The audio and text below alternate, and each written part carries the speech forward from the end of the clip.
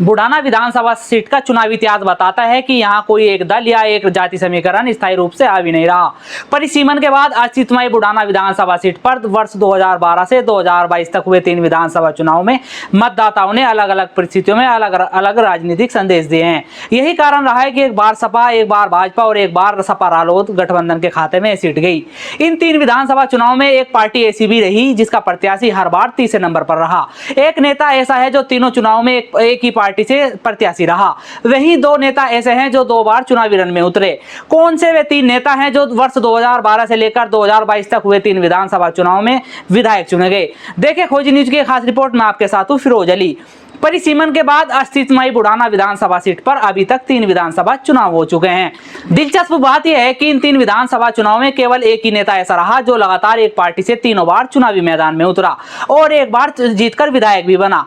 नाम है भाजपा नेता उमेश मलिक। भाजपा नेता उमेश मलिक भले ही वर्ष 2012 के विधानसभा चुनाव में हारकर चौथे नंबर पर रहे हों, लेकिन चौथे नंबर पर रहने के बाद जब मोदी लहर आई तो पहली बार विधायक भी चुने गए। 2 नेता ऐसे हैं जो 2 बार चुनावी मैदान में उतरे। उनका नाम है बुढ़ाना से मौजूदा विधायक राजपाल बालियान और पूर्व मंत्री योगराज सिंह। राजपाल बालियान और योगराज सिंह दोनों नेता राष्ट्रीय लोकदल में ही राजनीति कर रहे हैं। राजपाल बालियान दोनों चुनाव में रालोद के सिंबल पर चुनाव लड़े तो पूर्व मंत्री योगराज सिंह एक बार बसपा से तो एक बार रालोद के सिंबल पर चुनावी दंगल में रहे। बस फर्क रहा राजपाल बालियान एक बार विधायक चुने गए तो वहीं पूर्व मंत्री योगराज सिंह के 2 बार चुनाव लड़ने के बाद जीत नहीं हासिल हो सकी। बुढ़ाना विधानसभा सीट पर हुए इन 3 विधानसभा चुनाव में बसपा के प्रत्याशी हर बार तीसरे नंबर पर रहे। यानी बुढ़ाना विधानसभा सीट का इतिहास बताता है कि सपा, रालोद और भाजपा का अपना अपना प्रभाव बुढ़ाना विधानसभा सीट पर देखा गया। सबसे पहले बात करते हैं वर्ष 2012 के विधानसभा चुनाव की। इस विधानसभा चुनाव में समाजवादी पार्टी से नवाजी सालम खान, राष्ट्रीय लोकदल से राजपाल बालियान, बहुजन समाज पार्टी से योगराज सिंह और भारतीय जनता पार्टी से उमेश मलिक चुनावी मैदान में थे। चुनाव हुआ और परिणाम आए तो समाजवादी पार्टी के प्रत्याशी नवाजी सालम खान 10,500 वोटों से जीत हासिल कर चुके थे। यानी इस विधानसभा चुनाव में सपा प्रत्याशी नवाजी सालम खान को 68,210 वोट मिले तो रालोद उम्मीदवार राजपाल बालियान को 57,622, बसपा के योगराज को 41,233 वोट मिली तो और भाजपा के उमेश मलिक को 15,948 वोट मिले थे। इस चुनाव में बसपा और रालोद का अच्छा प्रभाव देखने को बुढ़ाना विधानसभा सीट पर मिला था। लेकिन वर्ष 2017 का विधानसभा चुनाव जैसे ही आया तो पूरी तरह से तस्वीर बदल चुकी थी। प्रदेश में भाजपा की लहर चली और उसका प्रभाव बुढ़ाना विधानसभा सीट पर भी देखा गया। वर्ष 2012 का विधानसभा चुनाव चौथे नंबर पर रहने वाले भाजपा प्रत्याशी उमेश मलिक इस बार चुनाव में बाजी मार चुके थे।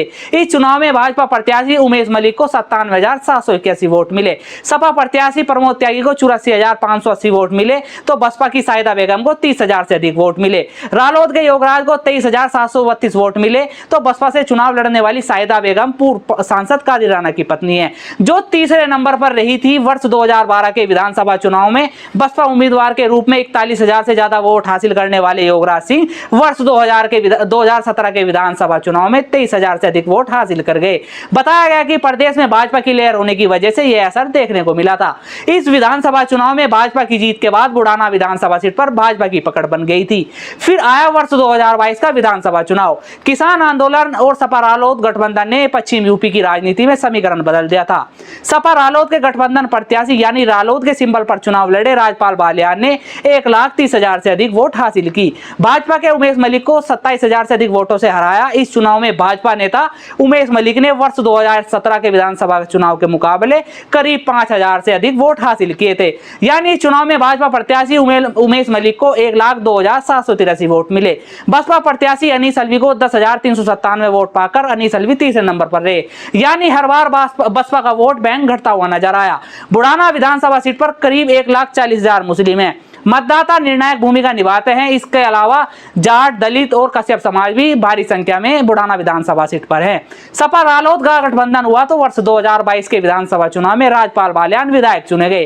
बुढ़ाना विधानसभा सीट का इतिहास बताता है कि यहाँ चुनाव केवल पार्टी के नाम पर नहीं बल्कि जातीय समीकरण, राजनीतिक माहौल और उम्मीदवार के व्यक्तिगत पकड़ पर भी निर्भर करता है।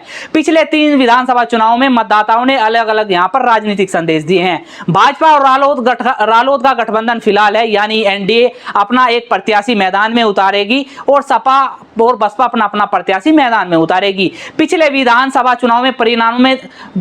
विधानसभा चुनावों के परिणामों में देखने में आया कि प्रत्याशी की जमीन पर पकड़ कितनी जरूरी है।